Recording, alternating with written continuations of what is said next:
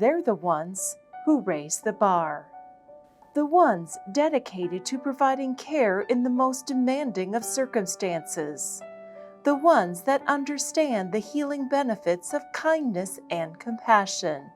They're the people of Sarah Bush Lincoln, and they set the bar high. Sarah Bush Lincoln, trusted, compassionate care right here close to home.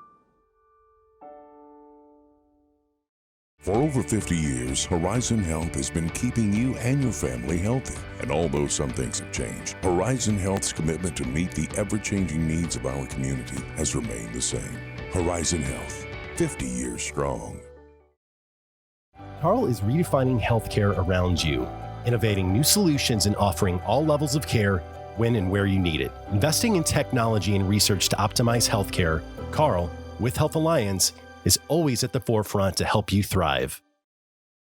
Thank you for joining us for this episode of Being Well. I'm your host, Lacey Spence, and today our guest is from Sarah Bush Lincoln in Mattoon. We have Dr. Anthony Papadopoulos. Correct. Welcome to the show. Thank you for having me. So since you are a first-time guest of the show, we like to get to know a little bit more about you. So how did you get into the field that you're in? Well, my father is a doctor also. He's actually 93, he retired at 75, so he influenced me a lot in that respect, and I also felt that the most important thing on life is health. It is not wealth. Some people say, well, I want to be richer, etc., and have more things, but health is the most important thing. If you don't have that, you have nothing. Yeah, so that was my main motivation to go to medicine, because I felt this is the most important thing in our lives, from cradle to the end. And so I wanted to make a difference in people, and being a doctor makes a difference. Sometimes we make a diagnosis, we find something on a patient, something unexpected, and we can help them live another 40 years. And sometimes we have somebody who is injured, we treat him at the moment, he can live longer. The quality of life we can provide is important. So that was my main motivation, to make a difference. And I think that's important. And the most important thing in life, that is health. And that is health. And so you are a nephrologist, correct? And an internist.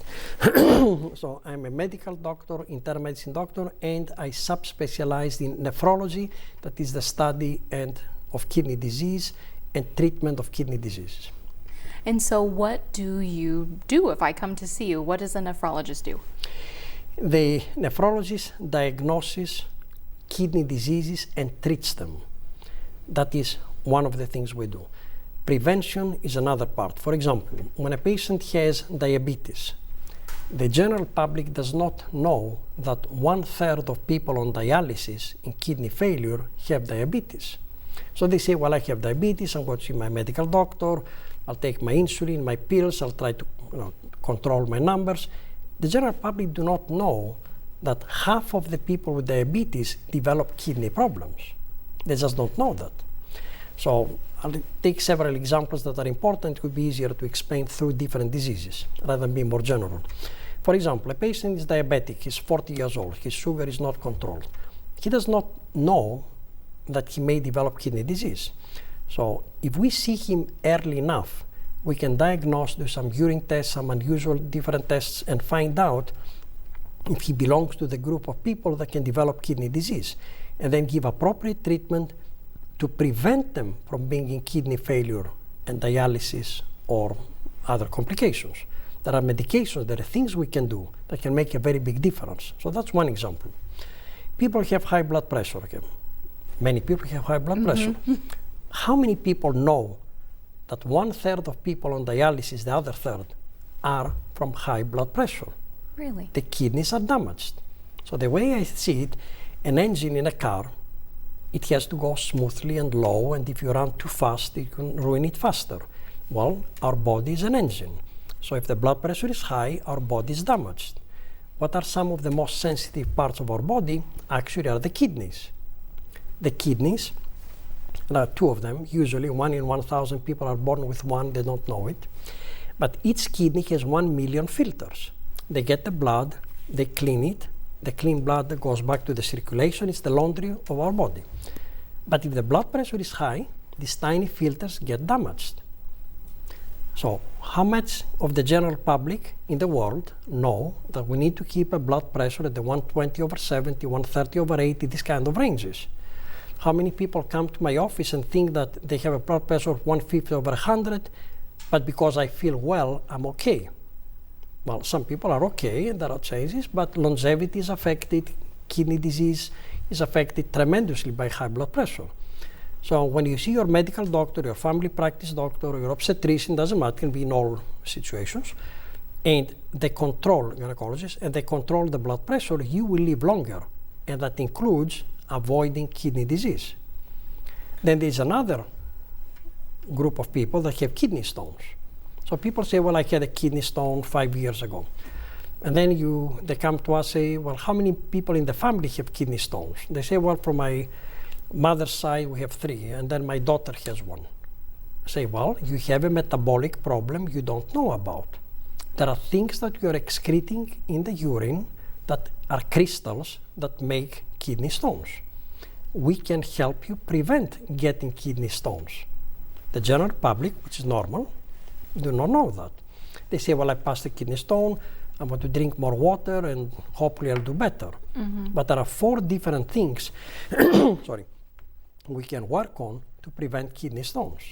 So we have people collect their urine for 24 hours, we measure these factors, and then we modify them with medications and diet, and we can prevent 70% of kidney stones. That is another part of what I'm doing. Controlling blood pressure, evaluate people with diabetes or other disease for kidney disease, prevention of kidney stones. These are 3, I would say, of the most important things. And then we have people that come and they had, for example, a heart attack at some point or a stroke, and therefore they have a vascular problem. And the doctor does a blood test and they find out, oh, my kidneys don't work well. Well, why don't my kidneys don't work well? Well, it's the same body. If the circulation in the brain is not well, or in the heart it's not well, similarly, the circulation in the kidneys may not be well. It is logical. And then we find out that suddenly their kidneys work half. And then they say, what happened? Well, they are small. Why are they small? Because they don't get blood. What can we do? Etc., etc., etc. So I don't want to monopolize, but I'm giving some examples. So vascular problems, diabetes, high blood pressure, kidney stones, and then there are more esoteric diseases, all kinds of immunologic diseases that can affect the kidneys. And I can tell you it is a much more common disease than what you can imagine. And then we'll talk about prevention. Sure. Just to say, you are definitely fine to take the floor because we know that you're the expert. And I think the coolest part about doing this series is that all of the episodes end up kind of melding together because, like you said, everything is connected. Yes. So as we're looking at the kidneys, you said it's the laundromat sort of the body. Laundry of the body. We clean our blood. And so what are some warning signs that my laundromat is kind of shutting down? Well, when the laundromat shuts down, sometimes there is noise or the noise stops and you say what happened. But but in the kidneys, it's the other way around. It's a very sneaky disease. Okay. Your kidneys can drop down to 20% and you will not know there is anything wrong with you. Really? And that is a very big problem. I have people that walk in my office, they're 70-year-old, for example, and they come for a physical or they are sent by another doctor, of course, which is very common. And we do blood tests, and I say, well, your kidneys work 20%. And then they say, what do you mean? I say, well, I mean that they work 20%. We need to find out what happened and to help you, of course, improve if you can, etc. And the symptoms start when we drop under 20%. Now you can imagine somebody can go from 90 to 80 to 70 to 50 to over 10 years and not know anything about it. And that is very important. It is a very sneaky disease, if I want to use that expression, a very dangerous disease. Because once you arrive to 20%, when you drop from 20 to 10, you're on dialysis. And I'd like to explain a little bit about dialysis since I mentioned it. Sure. Dialysis is, we use a machine that people have next to them. You go to a center, many types, but I'll talk about the hemodialysis that is the most common. So people whose kidneys don't work, they drop under 15 or 10%, they need to have their blood cleaned because the kidneys cannot clean it. They are in kidney failure. What does it mean? The kidneys fail their job. Their job is to clean the blood adequately. So when we drop to 15% or 10%, etc., that's when people start getting sick, they retain fluid, they don't feel well, they don't think well. It's too late. So in the past, and that's where we are very fortunate in this century, when you arrived in kidney failure, there was nothing you could do. Mm-hmm. People died. Millions of people died around the world naturally because there was nothing else to do. But now we have machines that we create a fistula in the arm, we do an operation in the arm, and they put a needle in one part of the arm, a needle in the other, and then they pull the blood with the needle. It goes through the machine in a filter, and the clean blood comes back to the other part of the arm. So the blood is cleaned, we create a laundry outside of our body. Okay. Right. So many people have the impression, oh, dialysis is going to treat my kidney problem. The answer is no. Dialysis does what the kidneys cannot do. Dialysis does not cure you. It is not because you're on dialysis that the kidneys will get better.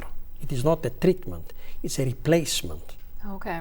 So because we need to have our blood cleaned inside, when we cannot do it, we take the blood, give it to the machine cleans it in a special filter, give it back to us. And there are hundreds of thousands of people alive today in the United States and millions around the world, of course, thanks to this technology. But that is not the point. The point is not to arrive there. And not to arrive there, you need to control all the factors that may bring you there. What are the factors? Diabetes, high blood pressure, circulation problems, and all kinds of other diseases that is difficult to explain. But if you go early enough to your medical doctor, your family practice doctor, gynecologist, many gynecologists notice things. That's what I'm mentioning. Some people, it doesn't have to be a medical doctor or a family practice doctor.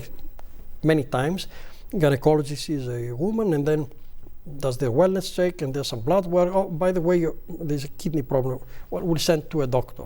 Mm-hmm. Orthopedists notice it. Surgeons notice it. You go for a lumpectomy, you go for a bowel surgery, you go for whatever, and then they notice things, and we get consultations from many different specialties. And the important thing is to find out as early as possible and see what can we do to prevent you from going down, or if you have a disease that is inevitable to go down over the years, or months sometimes, to slow the slope so it takes years instead of months, or many years instead of few years. So that is why it's extremely important. I always tell all patients to go for their wellness check no matter what. When you do your wellness check, and usually insurance is paid for blood work. That's important because some people say, I don't want to see a doctor, I don't want to pay my deductible, my copay. That's important. Mm-hmm. So when you do a wellness check, it is usually covered. They do kidney test, blood urine test. It's important. And we find all kinds of problems that then they can send to us, kidney specialist, and take care of the problem early enough. Yeah.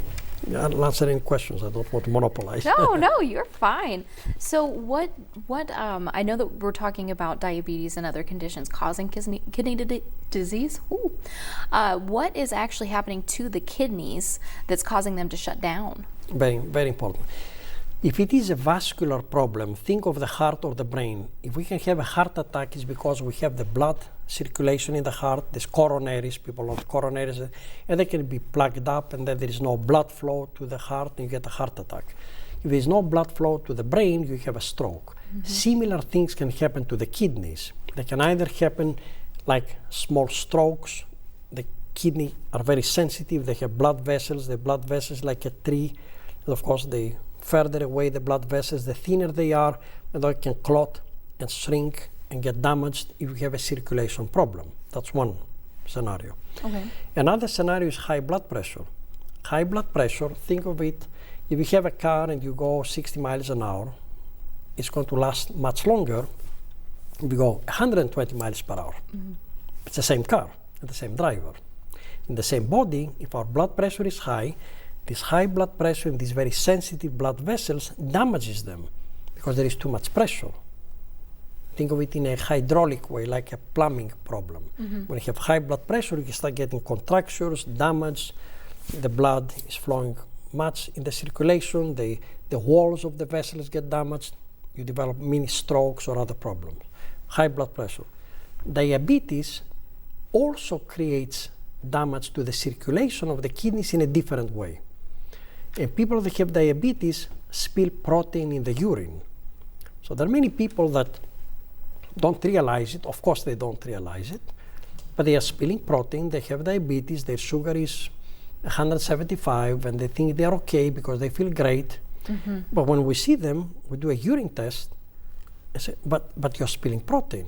Doctor, what do you mean? Well, I mean you're spilling protein you didn't know, which is normal because it doesn't give any symptoms.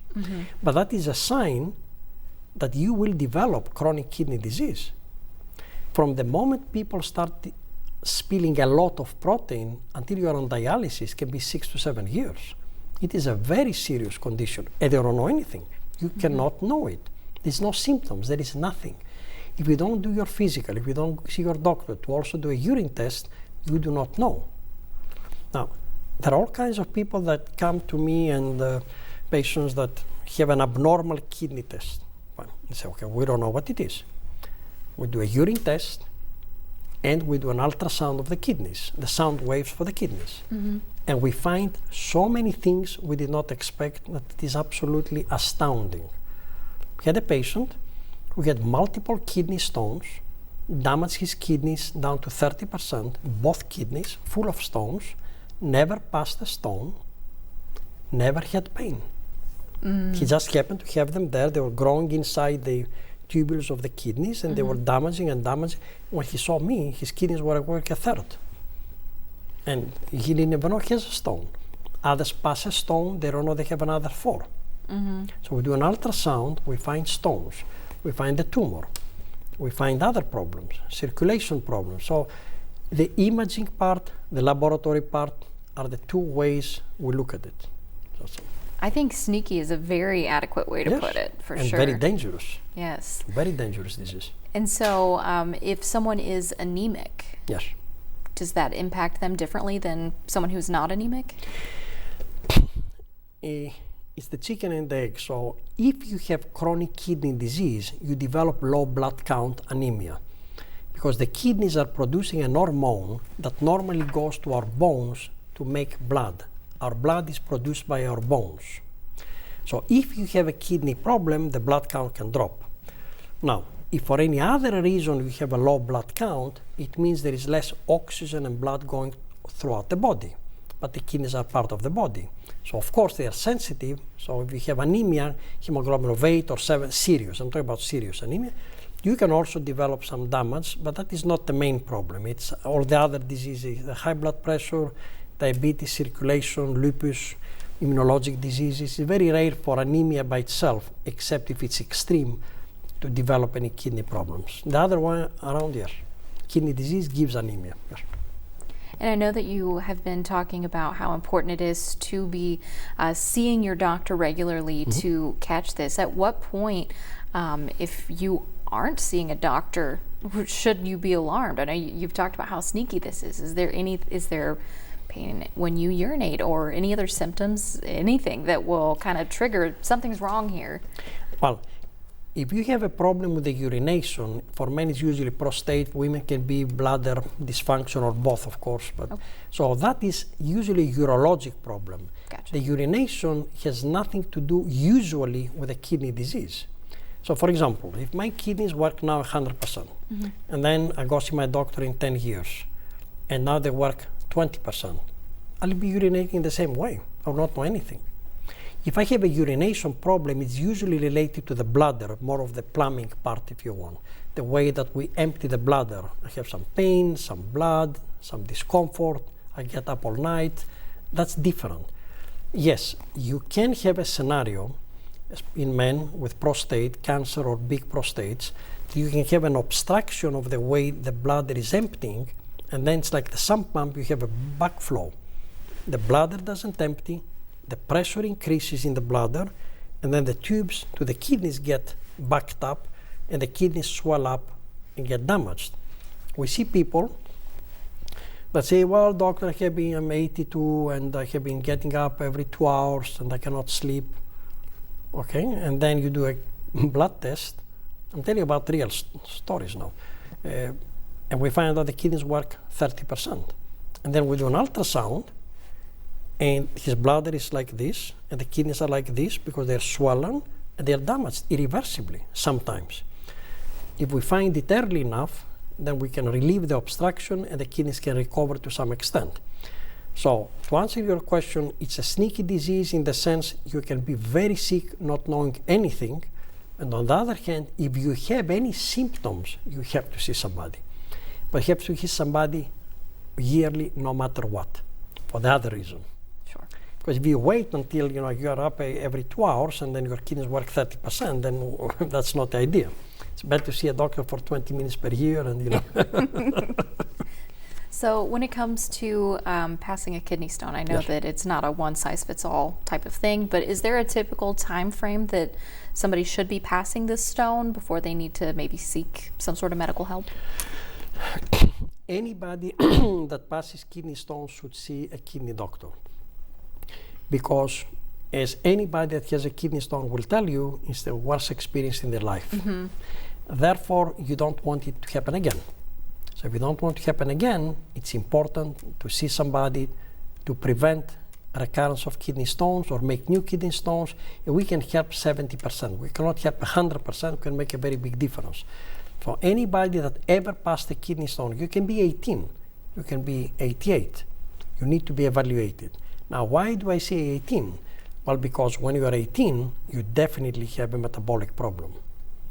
And you'll be amazed how many members of the family then you find out they have a problem also. Mm-hmm. They spill a lot of calcium, a lot of uric acid, a lot of salt, a lot of all kinds of things, that we can work on these things. And working with these things is very important to prevent the stones. But I can tell you as a general rule, free advice, drink 2.5 liters of water, a lot of lemon. Lemon prevents kidney stones. Okay? Water prevents kidney stones, and avoid green leafy vegetables that have oxalate. So this is just a very basic thing. There is too many other things. Mm-hmm. And another part that is extremely important is salt and red meat give kidney stones. Mm-hmm. So I know a lot of people at home are probably pushing that steak back. I don't know. We'll give you the phone number. Well, I cannot tell you what's right. Sure. Yeah, that's the truth. Kidney stones are produced by uric acid to some extent, calcium and salt, and all this is in the diet. And I've been here only 3.5 months, and I'm amazed about how many kidney stone patients we see. I'm very surprised. So it's very important to prevent it. And that's what we're here for. And I know you were talking about 18 to 88. Do you typically see it more in older folks, men or women? Yes, well, the older people, of course, have more time to have had a stone. Sure. So when you are 88, you had more years behind you, and statistically you may have had more. But I'm saying when you have a person that comes early to develop a kidney stone so early, then it usually means they have a serious metabolic problem. If it happens for the first time when you are 70, usually what we find is less serious. That's why it took longer to appear. So the younger the person with a kidney stone, usually the more serious the problem is. That's why it showed up so early. So in that respect, that's one way to see it. Fair enough. We're in our last couple of minutes here. Is there anything else that you would like to share with the viewers at home that you think might be helpful? Well, I think that wellness check for your primary doctor, whoever is the primary doctor, is of extreme importance. It takes half an hour. Go do some blood and urine tests, usually paid by insurance. If it costs you $100, $100 once per year, you will be amazed how many things we find. It is really very impressive. And there is no substitute for prevention. There's nothing more important. The same people that work the seat belt, sometimes they don't see the doctor once a year. But they think of prevention because in our mind, okay, if I have an accident, I'm going to hit my head and I'm going to put my seatbelt. But they don't think how much more they can live because of seeing a physician, a primary doctor, and then of course if they develop any disease, including kidney disease, they can refer to us, a nephrologist, and we can help. Very well put. Well, thank you for coming on our show, Dr. Thank you very much. Papadopoulos. I'm delighted to be here with you. Excellent. And we hope you will join us for our next episode of Being Well. Carl is redefining healthcare around you, innovating new solutions and offering all levels of care when and where you need it. Investing in technology and research to optimize healthcare, Carl, with Health Alliance, is always at the forefront to help you thrive. For over 50 years, Horizon Health has been keeping you and your family healthy. And although some things have changed, Horizon Health's commitment to meet the ever-changing needs of our community has remained the same. Horizon Health, 50 years strong. They're the ones who raise the bar. The ones dedicated to providing care in the most demanding of circumstances. The ones that understand the healing benefits of kindness and compassion. They're the people of Sarah Bush Lincoln, and they set the bar high. Sarah Bush Lincoln, trusted, compassionate care right here close to home.